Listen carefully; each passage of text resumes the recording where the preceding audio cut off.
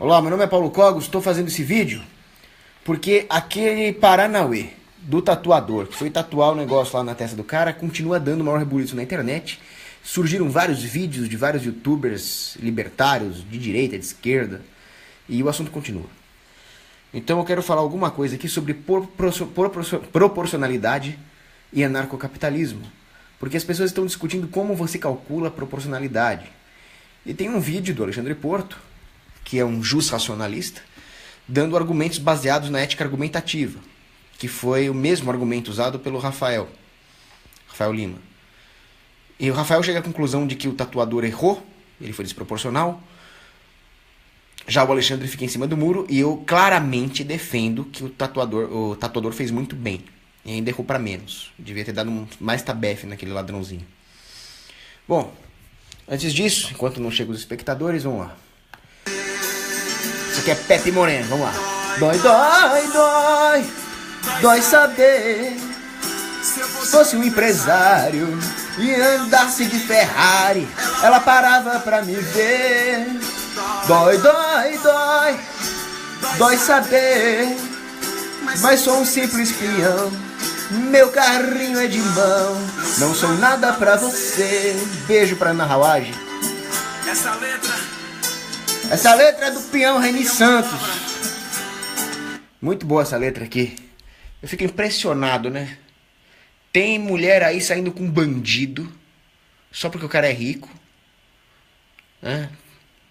Mulheres gatinha, Marcela, por exemplo. E tem tanto peão trabalhador honesto aí, e eles não são nada pra você. Bom, vamos falar do vídeo. Proporcionalidade. Pra começar, eu vou falar uma coisa muito chocante aqui, que vai chocar muitos dos meus espectadores. Eu não sou um libertário puro. Eu sou um anarcocapitalista. Eu defendo o fim do governo. Mas eu não sou daqueles caras que acham que o PNA é absoluto. Se nós achássemos que o PNA é absoluto, nós cairíamos em coisas absurdas, em situações completamente esdrúxulas. Por exemplo, você deixaria de roubar um clipe de papel para salvar a França de uma explosão nuclear? Olha que coisa absurda. Então não, eu não defendo o PNA, mesmo em situações do mundo real. Por exemplo, a minha filha tá saindo com um cara que eu sei que vai ser ruim para ela, só que ela tá apaixonadinha. Eu não teria dúvidas, cara. Eu pegaria o cara num canto e falaria, vai, maluco. Se você chegar perto da minha filha de novo, nem a sua mãe vai te reconhecer no IML. Viola o PNA? Viola. Foda-se. Eu faria isso pra defender minha filha, isso é belo e moral. Então, essa é a surpresa chocante desse vídeo. Eu não sou um libertário puro. Eu sou um anarcocapitalista porque eu quero que o governo se exploda. Ética argumentativa. Quando nós estamos falando de direito, de moralidade, de justiça, você pode jogar Hoppe e Rothbard no lixo. Eles são bons como economistas, como cientistas políticos. No campo moral, você joga esses caras no lixo. Pega a Bíblia Sagrada. Pega São Gregório de Nissa. Tá? Pega Santo Ambrósio, Santo Afonso Maria de Ligório. É isso que interessa aqui. Nós estamos aqui falando de moralidade. E a moral é definida como a vontade de Deus. Eu defendo uma sociedade cristã. Se você quer um libertário ateu que vem dar argumentos do Stephen Kinsella, você pega um libertário ateu. Eu sou um libertário cristão, eu defendo uma sociedade cristã. Tá? Comigo não é a ética da liberdade do Rothbard. Comigo é a Bíblia. Você não tem direito de não concordar. Eu não vou te impor a minha fé. Para fazer justiça, nós precisamos colocar os fatores numa correta hierarquia. Maldita bateria. Tá acabando aqui. Nós precisamos colocar os fatores na correta hierarquia, que é a seguinte. Primeiro, o amor. Tudo deve se basear no amor. No amor de Deus por nós e, portanto, no nosso dever de retribuir esse amor a Deus e, portanto, amar ao próximo como Cristo nos amou, por amor a Deus. Esse é o primeiro fator. Tudo que você fizer na sua vida, desde matar um bandido até ajudar uma grávida a dar à luz, tem que ser baseado nisso. Depois vem a justiça para o indivíduo. É o segundo fator. Nós vamos analisar cada um desses fatores de maneira mais detalhada daqui a pouco. E o terceiro, agora vai ter gente me chamando de comunista aqui. É o bem comum. Comunista, socialista, desgraçado, função social da propriedade, maldito petista, eleitor da Dilma. Nada disso. O bem comum, a sociedade, é um conceito tomista. São Tomás de Aquino, tá? Não é Dilma, não é Maria do Rosário. E decorre também da necessidade de amar o próximo, da humanidade entrar em comunhão. Eu vou explicar cada um desses detalhes. Nós não podemos colocar o bem comum, o bem da sociedade, por assim dizer, acima do indivíduo e acima de Deus. Caso contrário, nós estaremos incorrendo no utilitarismo. O utilitarismo, colocar a sociedade acima do indivíduo e acima de Deus, ignora todas as fontes da sociedade. A sociedade é construída por Deus através do indivíduo. Você colocou a sociedade acima, você inverteu completamente a pirâmide. Fora os absurdos epistemológicos do utilitarismo, que eu não vou entrar em detalhes aqui. Mas John Stuart Mill, Bentham, vão tudo a merda vocês. O indivíduo aqui fica completamente nulificado. Outro erro é colocar na posição de absoluto moral a deontologia kantiana. Nesse caso, coloca-se o indivíduo acima de Deus. Está errado também. Primeiro que isso prejudica o próprio indivíduo. Afinal, o indivíduo só é pleno se em comunhão com Deus e, portanto, em comunhão com toda a humanidade por amor a Deus. Além disso, nós estaríamos destruindo outros indivíduos que pertencem à sociedade e que estariam sendo injustiçados por esse injusto absolutismo moral do PNA, por exemplo, princípio da não agressão. Nós estamos então divorciando o indivíduo tanto da sua fonte de plenitude, que é Deus, quanto da consequência, que é o benefício comum da sociedade. Certo? Então, o utilitarismo nulifica o indivíduo e a deontologia divorcia o indivíduo da sua fonte e das suas consequências. Logicamente, portanto, para sair de todas essas contradições, a única posição possível é colocar o amor a Deus acima de tudo. Ah, mas quem não é cristão? E uma sociedade ateia? E uma sociedade pagã? Cara, você tem todo o direito de ser ateu, de ser pagão.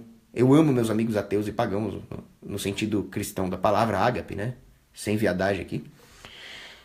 Mas eu defendo uma sociedade cristã, porque ela é a única maneira de nós atingirmos uma sociedade com uma moralidade aceitável e evitarmos o surgimento de um Estado. Se não fosse assim, eu não defenderia uma sociedade cristã. Então, acabou. Se você quiser um argumento ateísta, justo racionalista, você pode procurar outro vídeo, não o meu. Enfim. No vídeo do Alexandre Porto, que é um justo racionalista, ele fala que é impossível aplicar uma proporcionalidade em teoria punitiva objetivamente. É tudo subjetivo. Ele até dá uma boa explicação de por quê. Mas eu discordo dele epistemologicamente. Embora nós não tenhamos acesso a essa objetividade, embora ela seja realmente impossível de calcular, para nós que temos uma razão limitada, ela não é subjetiva, relativa, ela é objetiva e absoluta. Nós só não temos acesso a ela. Ela existe uma proporcionalidade perfeita na mente de Deus. Nós não temos acesso a ela, nunca vamos ter, mas nós devemos ter em mente que ela existe e devemos buscá-la com todas as nossas forças. Afinal, isso é o motor do nosso aperfeiçoamento, do aprimoramento da nossa sensibilidade intuitiva, do aprimoramento do nosso intelecto para essa subjetividade prática que nós vamos encontrar. Que na prática vai ser subjetivo.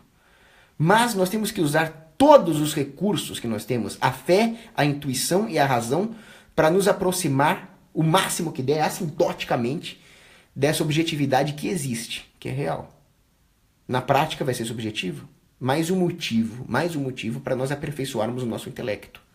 Portanto, é mistério que nós assumamos que existe uma moralidade e, portanto, uma proporcionalidade em teoria punitiva que é objetiva e absoluta. Agora, vamos analisar cada um daqueles fatores que eu estava falando lá. O primeiro, então, é o amor. Como que o homem deve encarar isso? Ele deve fazer tudo, em cada momento da vida dele, para a glória de Deus. Sempre. E ele deve amar ao próximo por amor a Deus. Esse é o triângulo. Isso não significa que o homem deve julgar o destino eterno dos agentes que ele está lidando na teoria punitiva. Porque isso cabe a Deus. A vingança, a pena eterna, cabe a Deus, não cabe ao homem. O homem, por amor a Deus, deve simplesmente cumprir a vontade de Deus fazendo a justiça temporal. Se o homem resolver se arvorar na posição de Deus e sair julgando a pena eterna, ele vai cometer erros absurdos e, em outras palavras, ele vai fazer cagada. Ele vai fazer merda. Então, existe uma divisão de trabalho aqui. O homem foi incumbido por Deus de aplicar a responsabilidade temporal da justiça, não a espiritual eterna. Caso contrário, o homem vai errar. E ele vai começar a errar em tudo. Ele vai começar a achar que ele é Deus em todos os aspectos da vida e vai perder totalmente a humildade que é condição sine qua non para nossa salvação, a humildade. Vou dar um exemplo prático para ficar mais claro, porque esse conceito aqui é bem complexo. Vamos supor que um terrorista muçulmano pega um padre ali. Você aqui, seu padre desgraçado! Faz o padre de refém. Aí o terrorista muçulmano fala pro padre: eu quero que você negue a Jesus Cristo e aceite Muhammad como seu único profeta. Aí o padre fala: vai tomar no cu, seu muçulmano filho da puta, eu não vou negar porra nenhuma. O que acontece então? O muçulmano vai dar um tiro na cabeça do padre. E o que vai acontecer, provavelmente, teologicamente falando, muito provavelmente, esse padre vai virar um mártir. Ele vai direto para o céu como santo e vai receber um altíssimo nível de glória com a coroa do martírio. Ou seja, ele vai se dar bem. Né? O muçulmano vai sobreviver. Ele vai dar um tiro na cabeça do padre, vai perder não vai mais ter com quem negociar. Então a polícia vai render ele. Fala: vamos pra cabeça! Pronto, ele vai preso. Lá na cadeia, o terrorista muçulmano vai ter tempo de se arrepender, se redimir, se converter, se confessar. Ele pode até pegar a pena de morte, mas ele tem chance de se salvar, certo? Agora, vamos supor que aparece um atirador de elite. Terrorista muçulmano, padre refém, o atirador de elite mira o fuzil dele ali, pau, na cabeça do muçulmano. O que provavelmente vai acontecer? Provavelmente o muçulmano vai direto pro inferno. Estava em pecado mortal ali, já era. E o padre? O padre, ele vai continuar a vida dele. Ele pode pecar e acabar indo pro inferno também. Ele pode ir pro purgatório. Dificilmente ele vai ser mártir. Ele não vai ser pego refém 2 vezes. Muito difícil isso acontecer. Mas essas considerações é para um teólogo fazer. Essa não é a função do atirador de elite. A função do atirador de elite, que Deus lhe incumbiu, que é da ordem natural da sua profissão, é meter bala no terrorista islâmico. Foda-se. Tá? O atirador de elite não está lá para ser teólogo. Então, toda essa loucubração teológica que eu estou fazendo não é para ser feita ali. Isso é de Deus. Quem vai julgar é Deus. A função do atirador de elite é só essa. Mira o fuzil dele ali na cabeça do terrorista. Né? Missão dada, missão cumprida. Roger that. I have the target, sir. Mission accomplished. Counter-terrorist win. E pronto, essa é a função do atirador de elite. Fim. Então, ele fez por amor. Ele matou o terrorista e salvou o padre. É o que um atirador tem que fazer. Cumprir o bem temporal. Restabelecer a ordem da justiça temporal.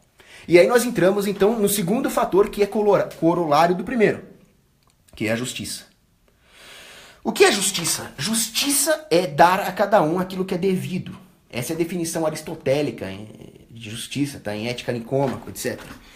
E é aquela que é adotada também pelo cristianismo, que se baseia muito no conhecimento clássico de Aristóteles. A justiça no cristianismo é a primeira, ou a segunda, bom, eu sei que é uma das mais importantes virtudes cardinais. Existem as teologais, fé, esperança, caridade, e as cardinais. Tem a justiça, tem a prudência, tem a temperança, tem a fortaleza. A justiça é importantíssima. Com a justiça, nós restabelecemos a ordem natural no mundo, dando a cada um aquilo que é devido. Ela requer o uso da fé, da intuição e da razão, como eu já disse. E ela tem vários fatores. Ela tem um fator, por exemplo, que é restitutivo. É importante que a vítima seja reparada do dano que ela sofreu. E ela tem um fator também, que é um fator punitivo. O bandido tem que ser punido pela maldade do seu crime. E vejam que isso não contraria a regra cristã de que a vingança pertence a Deus. Porque é diferente a justiça punitiva da vingança desordenada.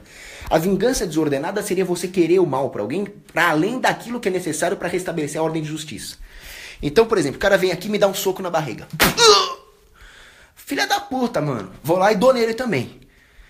Isso é restabelecer a ordem de justiça. Agora, o que seria uma vingança? Vou aproveitar que eu já tô aqui mesmo e vou te entupir tanto de porrada que você vai sair daqui aleijado. Bom, isso aqui é uma vingança desordenada. Isso não é de Deus. Isso não é mais a ordem de justiça. Agora, o cara vem me dar um soco, eu não sou saco de pancada. Todo esse negócio de amor que eu falei, inclui o amor próprio. Eu também sou filho de Deus. O cara vem aqui e me faz a minha barriga de saco de pancada. Não vai fazer não, mano. Vou lá e bato nele também. Mas eu bato para restabelecer a ordem de justiça, não por uma vingança. E outra, a vingança é sempre, a que o homem deve aplicar, é sempre ordenada, é sempre por amor e é sempre temporal. Você não pode, por pior que o bandido seja, desejar que ele vá para o inferno. Então eu sou contra Por pior que seja o pior estuprador de criança do mundo ele. Eu sou a favor de torturar o filho da puta. Eu sou a favor de pegar uma furadeira e meter no dente do estuprador. Mas o cara tem direito à confissão e à extremunção. Eu não quero que ninguém vá pro inferno porque o meu principal inimigo é Satanás. Eu não quero que ele ganhe as almas. Então, a justiça tem vários componentes.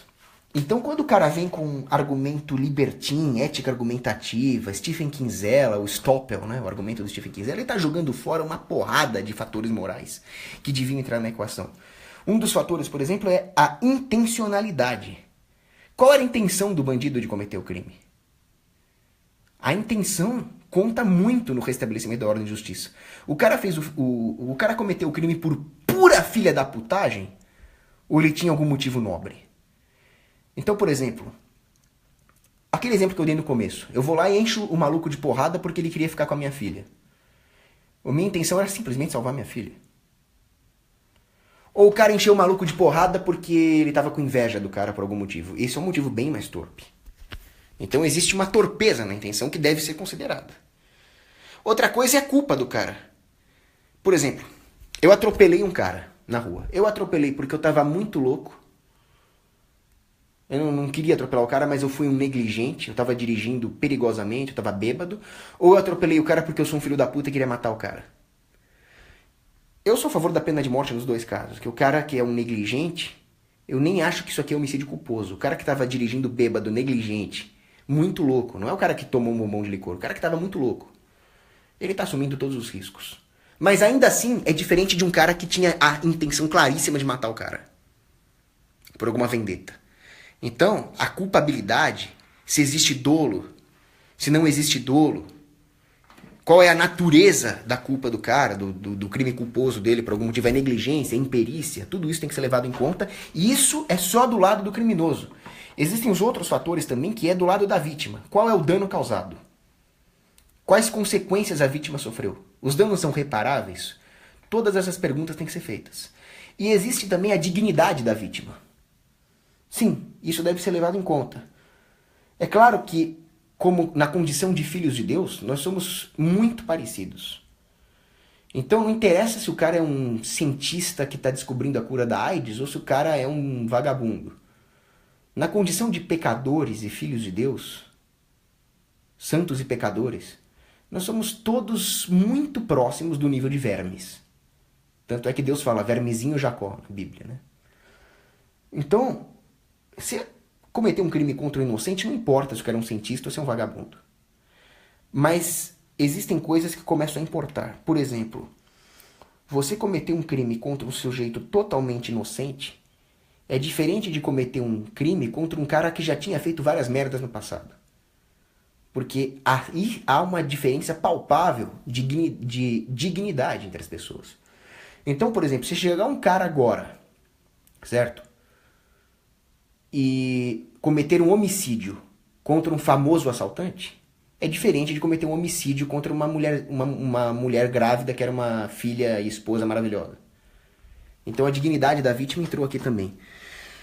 De onde vem isso? Isso vem da teologia moral de São Gregório de Nissa. São Gregório de Nissa ele dizia o seguinte: quando um homem faz o outro de escravo através de um ato injusto, que é o crime, ele está negando a sua própria humanidade. Isso até tem a ver com ética argumentativa. Como que você pode defender o seu caráter como filho de Deus se você nega o caráter de filho de Deus do seu próximo ao escravizá-lo cometendo um crime? E aí, é muito parecido o crime que você comete contra o corpo e contra o patrimônio. Afinal, acumular patrimônio requer gasto de tempo, gasto de energia corporal. No momento em que você comete um crime contra a propriedade, você também está escravizando o seu próximo. O imposto, por exemplo, é uma forma de escravidão por isso. Você está roubando o tempo de vida da pessoa. Então, São Gregório de Nissa argumenta o seguinte: quando você escraviza o seu semelhante, você está praxeologicamente negando a sua própria humanidade. Se você não considera a humanidade do seu semelhante, se ele é seu semelhante, você também não está considerando a sua, né? Isso que é interessante. Por isso que você deve punir o cara. Porque no momento em que você pune o bandido, mesmo que você simplesmente não está restituindo a vítima, você está fazendo o bandido sofrer. Mas ele merece sofrer.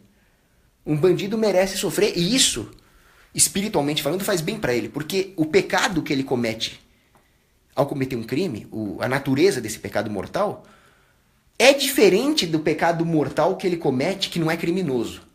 Vou dar um exemplo.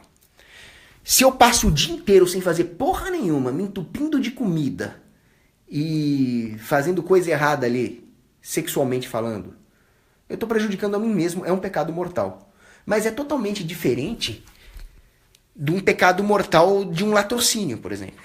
Na hora que eu cometi um latrocínio, eu neguei completamente a minha humanidade. É muito pior do que ficar tocando uma no banheiro, né?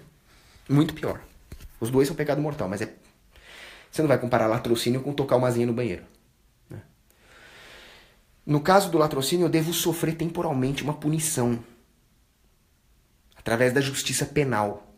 Já tocar uma no banheiro, não. Eu sou completamente inocente. Ninguém tem que me punir por isso. E o cara tem que sofrer.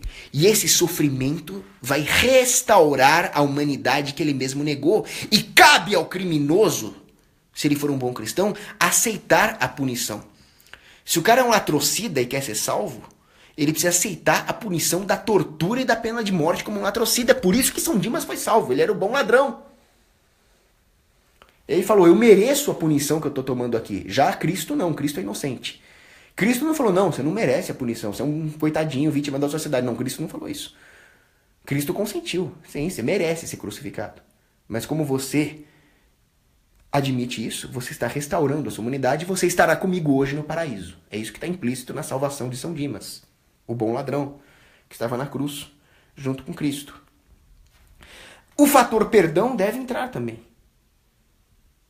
É importante você ter o perdão cristão. Então eu vou dar um exemplo. Um cara furtou um dinheiro meu, R$1.000 ali. O cara me furtou R$1.000. E ele não tem como restituir, ele é um fudido. A única maneira dele me restituir é se ele vender o rim. Cara, eu não vou cobrar R$1.000 dele, eu não vou querer que ele venda o rim. Eu não vou querer que ele se foda tanto pra me restituir. Eu posso muito bem abdicar desses R$1.000 e querer uma outra punição pra ele que leve em conta o bem comum. Então eu posso dar umas chibatadas nele. Eu posso escravizar ele por um tempo. Mas eu não posso querer que ele me restitua agora e venda o rim. Isso seria uma falta de perdão da minha parte. Mas, ao mesmo tempo, eu tenho que ter amor próprio. Eu não posso simplesmente ser um cuckold, como é um suequinho. O norueguesinho. Porra, bateria de merda, cara. Quero pegar o carregador aqui, peraí. Eu não posso ser um suequinho, né? Um norueguesinho. O norueguesinho lá, ele foi estuprado por um etíope.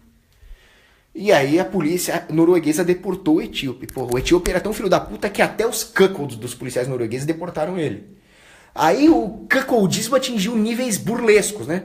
O norueguesinho chegou lá e falou, eu me senti culpado pelo etíope ser deportado. Porra, ele te estuprou! Porra!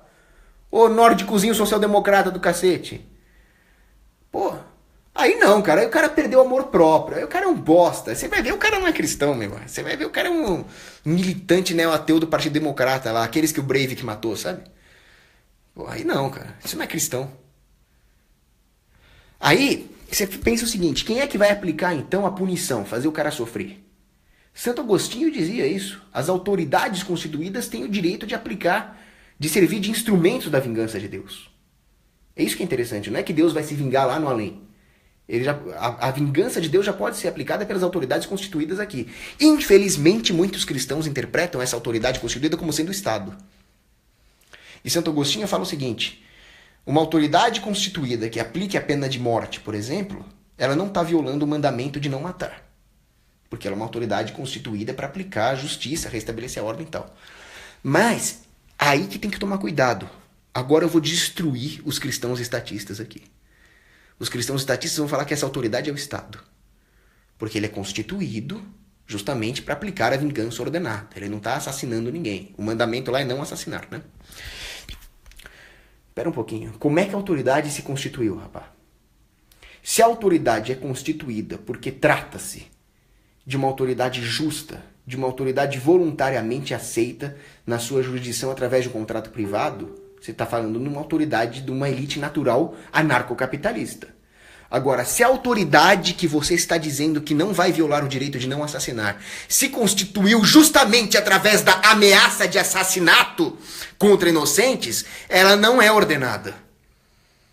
Olha, eu vou Matar os bandidos, eu não tô violando o direito de assassinar. Eu sou autoridade constituída. E você se considera uma autoridade por quê? Porque eu tenho um canhão apontado na tua cara e eu exijo monopólio. Em outras palavras, você pode chamar isso de Estado. Porra, puta que pariu, caralho. Nesse caso, você só é uma autoridade, entre aspas, porque você tá ameaçando inocentes de assassinato para manter o seu monopólio. Então você não é uma autoridade constituída, então você pode tomar no teu cu. Portanto, se existe um Estado, necessariamente existem pessoas violando o mandamento de não assassinar. Logo, um cristão jamais poderia defender a existência de um Estado. Um Estado não é uma autoridade constituída. Pô, será que é tão difícil entender isso? Então acabou, cara. Se você não é anarcocapitalista, você já tá errado. Sendo cristão ou não. Simples. Agora, vocês já estão começando a entender de onde vem a justiça? Vem do restabelecimento de uma ordem de justiça natural, uma ordem natural, por uma autoridade ordenadamente constituída, não através da ameaça de assassinato, o que exclui aqui o Estado. Da mesma forma como aquele sujeito que me roubou R$100 e ele não pode me restituir e eu perdoei ele, é preciso também levar em conta a necessidade de punir a maldade do cara, aquela intencionalidade que eu falei. Então imagina que um cara tenta me matar e eu consigo neutralizá-lo de uma maneira espetacular e isso me torna famoso e eu ainda por cima escrevo um livro sobre o episódio e fico milionário. Ah, quer dizer que o cara tentou cometer um crime contra você e a consequência é que você é um puta de um badass que ainda saiu por cima milionário, famoso e virou herói e pegou as menininhas mais gatinhas que tinha. A consequência pode até ser boa, mas a intencionalidade do cara era criminosa, ele tem que ser punido e acabou. Finalmente nós chegamos no terceiro fator, o fator do bem comum. O bem comum decorre do amor. E o bem comum tem que ser levado em conta. É preciso levar em conta, então, o amor a toda a humanidade, pois todos os eventos que acontecem afetam a humanidade inteira, isso é a teoria do caos. E simplesmente o resto da humanidade, a sociedade, a civilização não podem ser excluídas da equação. Aí o cara vai falar assim, mas tem a ética e tem a moral. Aquela ideia rothbardiana de ética e moral, né? Alguma coisa pode ser moralmente correta, mas eticamente errada. Eu discordo completamente da visão rothbardiana. Uma coisa, pela lógica, não pode ser falsa e verdadeira ao mesmo tempo. Isso no campo epistemológico. Só que verdade, beleza e bondade é a mesma coisa. Vem da mesma substância que é Deus. Então, da mesma forma, uma coisa não pode ser certa e errada ao mesmo tempo. Uma coisa não pode ser boa e ruim ao mesmo tempo. Uma coisa não pode ser eticamente errada e moralmente boa. Por quê? Porque a distinção que eu faço é a seguinte. Ética é um campo da filosofia. Um campo da filosofia. Moral é, por definição, a própria vontade de Deus. Então as duas coisas não estão em contradição. A ciência da filosofia e a vontade de Deus não podem entrar em contradição. Se uma coisa é moralmente boa, ela é eticamente boa e acabou. Então eu vou dar um exemplo. Eu tenho aqui esse chaveirinho. É um chaveirinho de AK-47. Você furtaria esse chaveirinho de mim simplesmente porque você gostou? Se você fizer isso, você é um criminoso. Só porque você gostou do chaveirinho, você vai me furtar? Vai me privar do chaveirinho que eu comprei usando os meus recursos? Você vai me escravizar. Agora, vamos supor que você furte esse chaveirinho porque você precisa desativar uma bomba nuclear que vai destruir a França. Aí você pega o meu chaveirinho lá, tipo uma MacGyver, assim, e desativa a arma nuclear e destrói meu chaveirinho no processo. Você acha isso errado? Eu acho isso certo. Se você furtar o meu chaveirinho pra salvar a França, eu ainda vou te agradecer. Agora, eu poderia ser um filho da puta, eu poderia ser um Jorge Soros e falar, pô, você devia ter destruído a França. Você me furtou, agora eu vou te processar. Não, cara, você fez muito bem de me furtar. E o libertário penalista radical vai dizer que você fez errado e tem que ser punido. Eu não concordo com isso. Santo Tomás de Aquino, inclusive, ele falava na destinação universal dos bens. Destinação universal dos bens comunista, psicopata, socialista, eleitor da Dilma. Cara, isso não tem nada a ver com função social da propriedade. Isso simplesmente tem a ver com o fato de que tudo aquilo que nós temos nos foi dado por Deus e deve ser usado para a glória de Deus. Se você fica com a porra do seu chaveirinho e deixa as pessoas na França morrerem com a explosão nuclear, você acha que você está usando esse chaveirinho que Deus te deu para a glória de Deus? Não, você está usando isso para ser um filho da puta. E eu sou a favor da liberdade de ser um filho da puta até certo ponto. Então, você não quer doar pra caridade, não doa. Você quer ser um bosta, você seja.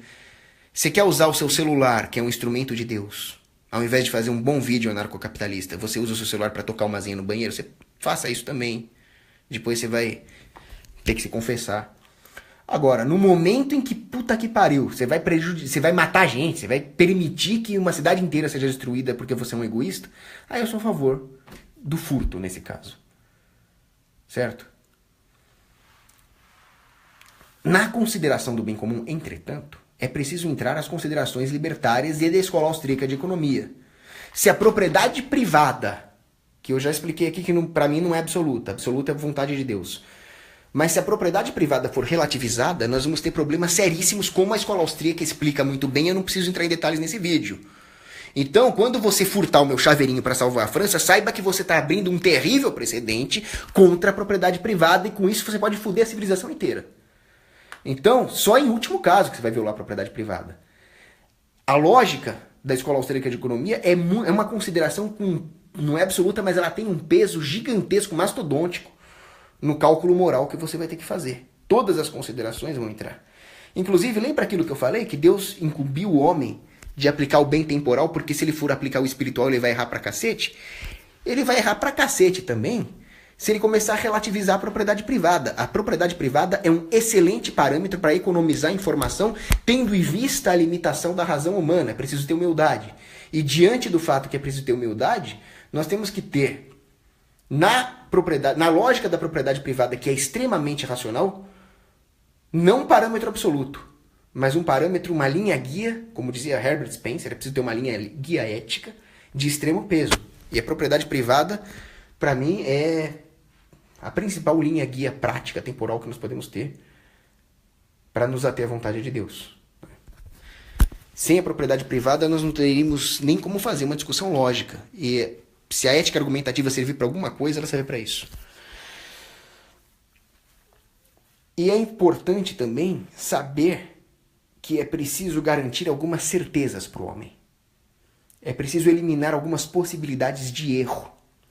Daí a necessidade de ter um sistema de justiça racional, ético, obviamente, e que leve em consideração o fato de que o homem erra e de que o homem muitas vezes tem pulsões, tem impulsos. Ele é impulsivo e não age com racionalidade. Vou dar um exemplo. Linchamento. O linchamento é uma coisa correta? Depende. Hoje a justiça é monopolizada por um Estado que tem todos os interesses em promover o crime e a bandidagem. Então, um estuprador necessariamente vai pegar uma pena muito menor do que ele merece. Aí você vê o sujeito sendo pego em flagrante estuprando uma moça ali na rua. E você sabe muito bem o que a justiça vai fazer. Tadinho do estuprador. Vai ficar lá, vai ser condenado a 10 anos, vai ficar 5 por bom comportamento, vai pegar semi-aberto, aquela putaria. Vocês já conhecem. Então, nesse caso, um linchamento é belo e moral. Ele deve ser feito. O bandido, nesse caso, tem que ser linchado. Que a polícia e a justiça vão fazer merda. Então, muito bem, a população tem certeza que o cara é bandido, tá provado que ele é estuprador, forma uma rodinha lá no canto e desce o cacete nele, deixa ele em carne viva, a hora que a polícia chegar é só pra enterrar mesmo. Muito bom. Mas isso não é o ideal. O ideal é que haja um julgamento, devido processo. Depois que tiver tudo certinho, direito processual sólido, você pode empalar o cara com formiga. Tudo bem. Por isso que a justiça tem que ser privada. Porque ela seria mais eficiente. Agora imagine então a seguinte situação. Você tem lá uma sociedade jurisprudencial anarcocapitalista que funciona muito bem, tem uma justiça que realmente pune a bandidagem. Aí aparece um cara que está sendo acusado de estupro e ainda por cima por uma feminista. Quer dizer, alta probabilidade do cara estar sendo falsamente acusado de estupro. Se for provado que o cara realmente estuprou a feminista, ele vai se fuder porque a justiça funciona. Nesse caso, um linchamento é uma coisa bárbara. É uma coisa absurda e os linchadores devem ser punidos. Porque eles estão abdicando de um devido processo penal necessário para a manutenção de uma sociedade civilizada, só para linchar um cara que você nem sabe se é estuprador mesmo. Então eu dei 2 exemplos onde, primeiro, o linchamento é moral. É um dever moral. O segundo, onde o linchamento é um absurdo. Tudo dependeu, como eu disse, das circunstâncias. Não dá para matematizar. E nesse caso, isso mostra que o Alexandre Porto tem razão quando ele fala que não dá para matematizar. Por isso que a legislação positivada é uma aberração da natureza. Como é que o Estado positiva situações que qualquer um que entenda um mínimo de análise combinatória sabe que vai ter trilhões de situações por segundo acontecendo ali. Não dá para matematizar.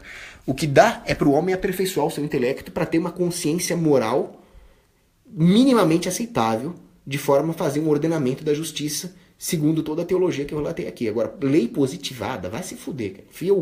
Enfia o código penal no cu. Tá que pariu, meu. Bom, aí nós chegamos ao seguinte, e quanto ao tatuador? Antes de chegar no caso do tatuador, mais uma vez, segundo o vídeo sobre essa meleca, é preciso falar de uma coisa muito interessante que o Alexandre Porto falou. Ele deu o exemplo do holofote, né, que está num livro do David Friedman. Pô, se eu acendo um fósforo, eu estou enviando fótons para sua propriedade. Isso é crime? Óbvio que não. E se eu pegar um holofote da morte lá? Isso é crime. Qual a quantidade correta de fótons? Isso é um paradoxo que vem desde a Grécia Antiga. Isso aí se chama paradoxo de Sórites. Sórites são pedrinhas, né? Quantos grãozinhos dessas micropedrinhas formam um monte? 2 grãos não formam um monte. 3 também não. 1 milhão forma. 999.999 também forma. Qual é o número entre 1 milhão e 3 que é o limite entre um monte e não ser um monte? Sei lá, caceta. Então esse é o paradoxo de Sórites. Isso vale para o crime, por exemplo. Vou dar um exemplo. Jogar fumaça tóxica na cara de alguém é crime? Depende. Se você estiver falando de uma indústria que solta emissões de chumbo em cima de um vilarejo, é claro que é crime. Se você estiver falando de um fumódromo numa balada, não, porque aquilo é um fumódromo, aquilo é feito para isso. Se você não quer respirar fumaça, você não vai para o fumódromo. Quanto de fumaça? Você acha que um carro que passa numa rua a 10 km chega a uma molécula de nitrato aqui é crime? Não. E se o caminhão encostar aqui na minha garagem e começar a soltar, aí é crime. Não dá para saber o limite. Isso o Alexandre Porto falou muito bem. Outra coisa que não dá para saber também. Eu vi um comentário lá na Quebrando o Tabu falando o seguinte: tortura é pior que furto. Então o torturador errou. O tatuador errou porque ele torturou o ladrão. E o ladrão era só furto. Isso é uma falácia também. Não dá pra saber se tortura é pior que furto. Que? Você tá louco? Não. Eu sou um sargento. O soldado tá fazendo merda. Eu sei que se eu não corrigir o soldado, vai morrer homens no campo de batalha. Aí eu vou lá e falo: soldado, seu bosta, seu bisonho, paga 1000 flexões aí. Isso é uma tortura ordenada, cara. O cara tem que ser forjado pra ser um guerreiro. E um furto? Você acha que um furto é menos pior que tortura? E se eu furtar o respirador de oxigênio de uma velhinha lá que vai morrer? Isso é homicídio, né? Então existem furtos e furtos, existem torturas e torturas. Por exemplo, torturar o Champinha. O Champinha é um cara que torturou e estuprou uma menina inocente. Se eu torturar o Champinha, eu não tô nem crime eu tô cometendo, eu tô sendo um herói, porra. Então, torturar o Champinha é melhor do que qualquer furto. Porque é um ato heróico. Torturar um terrorista. Isso nem é crime também. Você chega lá pro terrorista islâmico, o Ahmed. Cadê o Mohammed? Eu não sei não, meu senhor. Cadê o Mohammed? Eu não sei. Cadê o Mohammed? Cadê o Mohammed? Traz a carne de porco aí, 06. Não, carne de porco não. Eu falo. Isso não é tortura. Isso não é crime, aliás. É uma tortura ordenada. Então também não dá pra saber. Não dá pra saber se é crime antes de fazer toda essa análise moral que eu falei. Por exemplo, dar um soco na cara de alguém é crime? Já pensaram nisso? Dar um soco na cara de alguém não é necessariamente crime. E se você for um boxeador? Você tá lá pra tomar soco mesmo e pra dar também. Dar chicotada em alguém é crime? Pode ser que sim. Ou pode ser que não. Sabe aqueles cara doido que gosta de tomar chicotada da mulher lá? Não é crime. Então realmente não dá pra saber, a não ser que você faça todas essas análises morais. E tem também aquele meu clássico exemplo que eu sempre dei para refutar a proporcionalidade rothbardiana. Que aí sempre vem o cara falando, não, é 2-1. Dei esse exemplo no meu vídeo passado, o Alexandre Porto usou no vídeo dele também. Ainda bem que eu sou contra a propriedade intelectual, né? Que é a seguinte: a modelo gostosa vive disso, vive da beleza dela. Aí chega a feminista gorda, feia, escancarada lá e faz um corte no rosto da modelo. Acabou com a carreira dela, acabou com a vida dela. Se a modelo der 2 estiletadas na gorda feia, não vai fazer diferença nenhuma. Ela tinha que empalar a gorda feia.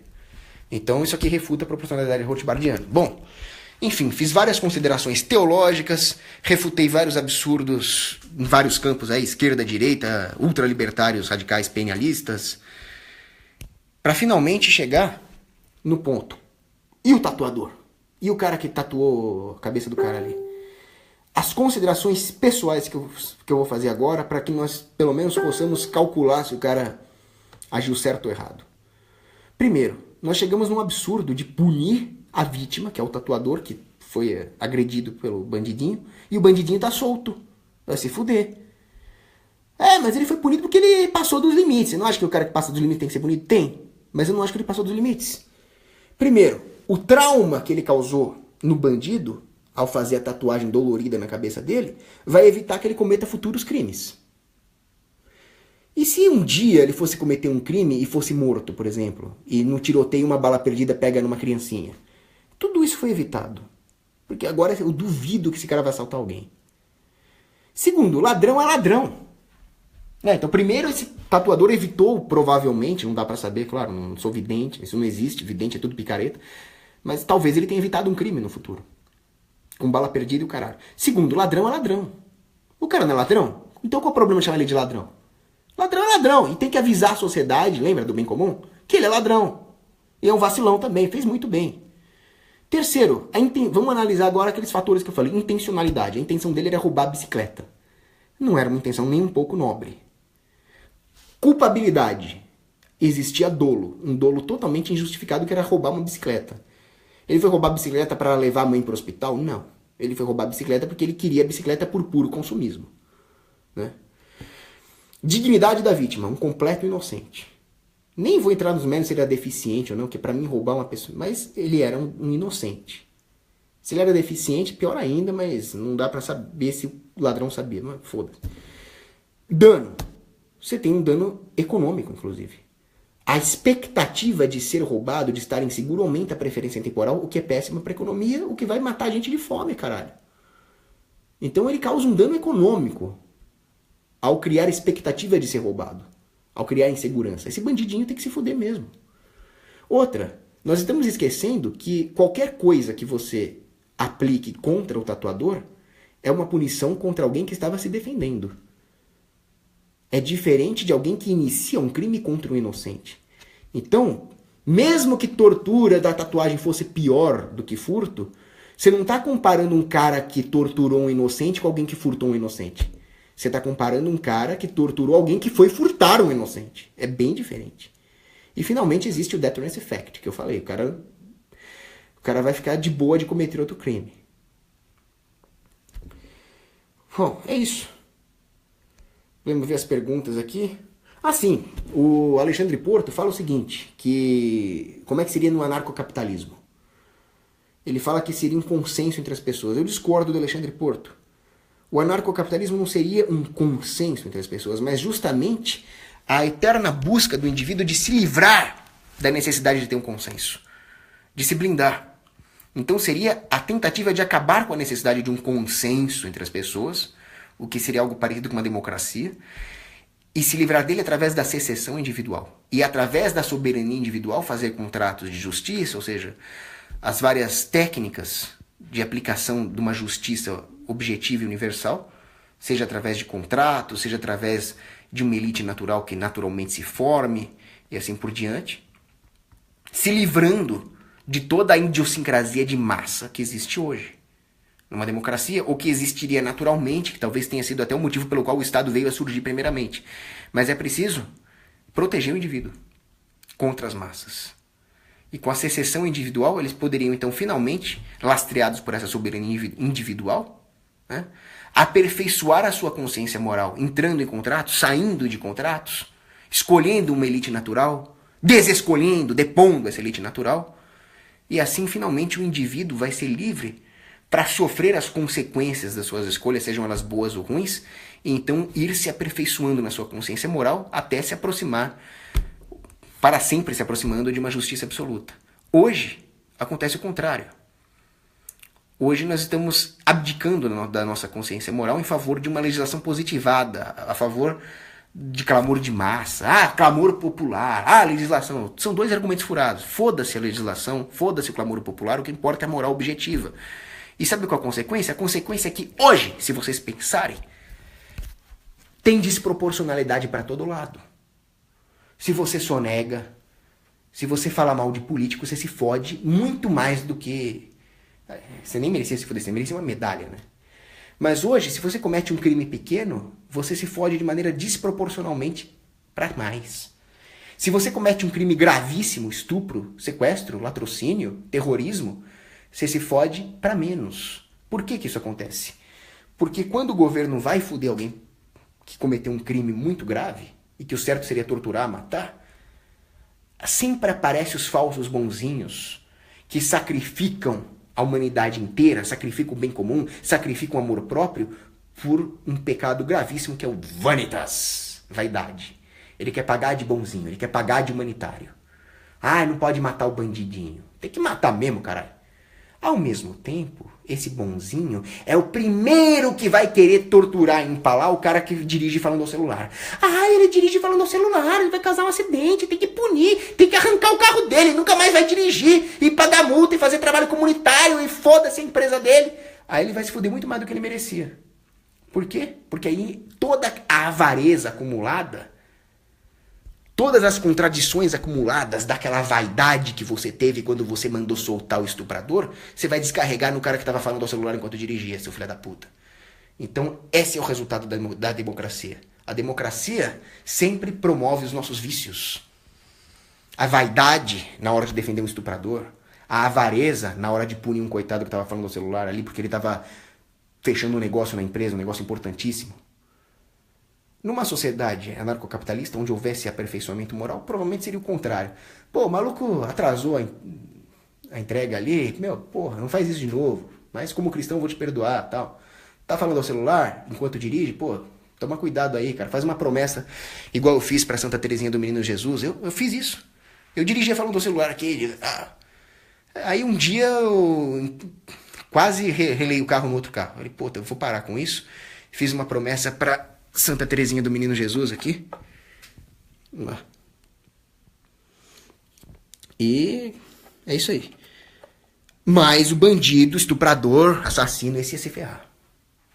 Porque isso é necessário para manter a civilização. Por amor à civilização, nós temos que punir esse tipo de bandido.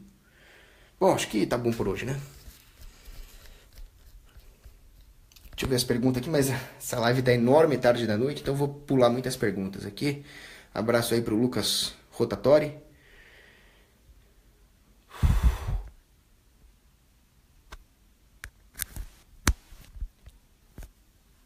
Lucas Santiago nos lembra que hoje nós temos uma ditadura do relativismo moral, Papa Bento XVI. Vanderlei Magalhães fala que eu tô gritando em casa às 1h50 da manhã, mas as portas estão tudo fechadas aqui. Se meu pai não veio reclamar até agora é porque ele não ouviu, né? O Eric Elvanger de Oliveira pergunta, seria o bem comum a fraternidade humana? Seria a ideia de entrar em comunhão com Deus. Mas você, para isso, precisa aceitar a comunhão com Deus. Então, promover o bem comum é diferente de promover o bem da maioria. O bem da maioria é ditadura do relativismo moral. O bem comum, não. O bem comum é o bem daqueles que aceitam a comunhão com Deus. E para Deus, não tem trade-off. Todos podem ser salvos. Mas aqueles que aceitarem o amor de Deus, entrarem em comunhão com Ele. Então, por exemplo, tem uma ilha com 10 estupradores e uma moça. A democracia preconizaria o estupro. É o bem da maioria. O bem comum, não. O bem comum proibiria o estupro. Porque é o melhor para a moça por motivos óbvios, certo? É o melhor para a alma dos estupradores também. E é a ordem natural da justiça. A moça é inocente e os estupradores são filhos da puta culpados que têm que ser punidos. E se o estuprador for estuprar a moça e por causa da proibição tomar um tiro e for pro inferno, aí é porque ele não aceitou a comunhão. Aí ele que se foda. Foi pro inferno porque mereceu.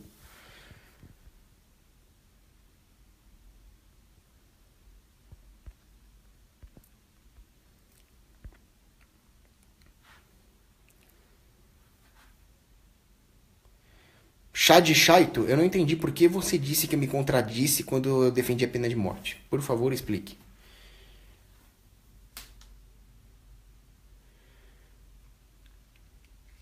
O Igor Lima pergunta, o que dizer quando as pessoas falam que Deus é um ser vingativo? Veja bem, tudo que Deus faz é para o nosso bem. Mesmo permitir que o mal exista. É tudo para a nossa santificação.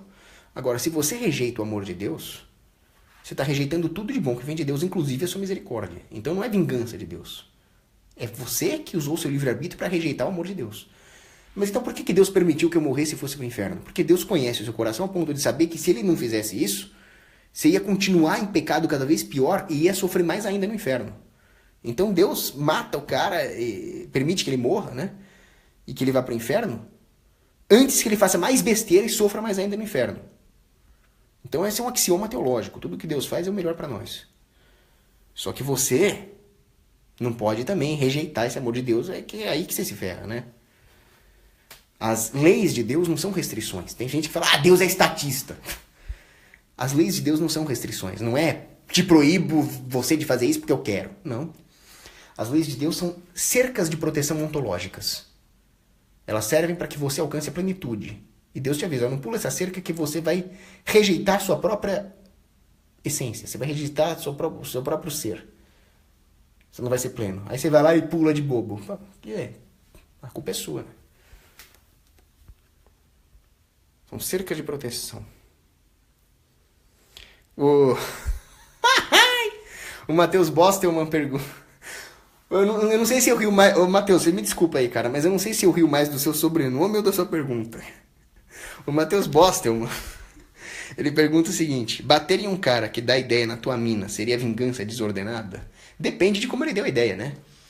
Se ele chega pra sua mina, sem saber que ela é sua mina, e fala, minha cara donzela, você me daria a honra de uma contradança? Você vai bater num cara desse? Você é uma vingança desordenada, você é um criminoso, né? Agora, o cara chega, passa a mão na bunda dela e fala, ei, gostosa, e o corno do teu namorado? Aí você bateu, foi pouco. Aí tinha que arrancar o dente num cara desse.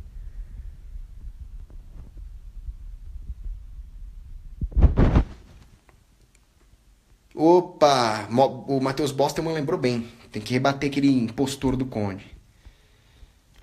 Tinha esquecido disso.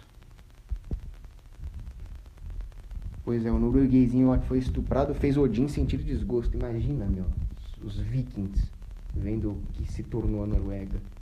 What the fuck happened? What the fuck happened? Como disse o Rafael Faria, sabe o que aconteceu? Aconteceu protestantismo, democracia, laicismo e multiculturalismo. Foi isso que aconteceu. Natália Rossini, além de muito bonita, ainda faz uma pergunta inteligentíssima aqui. No caso do garoto que foi tatuado, você acha que antes deveria ter um julgamento legal, através da justiça privada, por exemplo? Ou é certo punir sem antes analisar juridicamente? É aquilo que eu falei. É uma temeridade que nós façamos que nós punamos sem julgamento. Devido ao processo da lei, são avanços jurídicos que deviam ser usados. Mas o Estado nos tirou essa oportunidade. O Estado ia pegar um bandidinho menor de idade e ia soltar. E ainda ia viver à custa do pagador de imposto. Então é aquele exemplo que eu dei do linchamento. Já que o Estado nos tirou o direito de fazer justiça através de meios privados de justiça, o cara fez a justiça dele na hora. Não é perfeita, mas é melhor que a do Estado. Então, é claro que eu preferia que houvesse um devido processo, com tribunais privados, concorrenciais, que se aproximassem do ideal de justiça. Mas entre o Estado soltar esse bandidinho e o tatuador tatuar a cabeça dele, eu prefiro que o tatuador tatue a cabeça dele. Jefferson Emanuel pergunta se eu sou a favor da Inquisição. Claro que eu sou a favor da Inquisição. Devido ao processo da lei, habeas corpus, isso aqui é avanço da Inquisição. Ah, mas a Inquisição matou gente pra cacete, amigo. Você sabe que tipo de gente que a Inquisição punha? Hereges. Não era herege que falava besteira teológica, não. Eram hereges que matavam mulheres grávidas. Os cátaras, por exemplo. Os cátaras falavam que tudo que é carnal é ruim e tudo que é espiritual é bom. Um tipo de maniqueísmo do louco deles. Então, já que tudo que é carnal é ruim, nascer é ruim. Se nascer é ruim, vamos matar as mulheres grávidas. Eles eram as abortistas da época. Não, esses caras têm que morrer mesmo, filhas da puta. Matou foi pouco. Cruzada contra os albigenses, matou pouco. Sou a favor mesmo.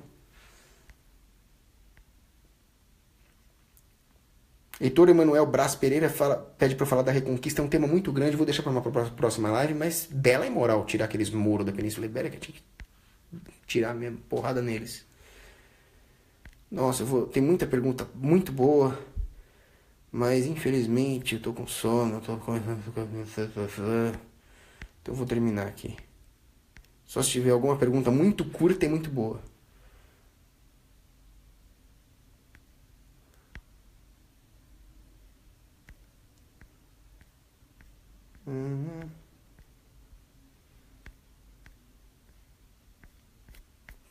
Vai ser tudo aqui. Bom, é isso. Abraço. Beijo pras meninas.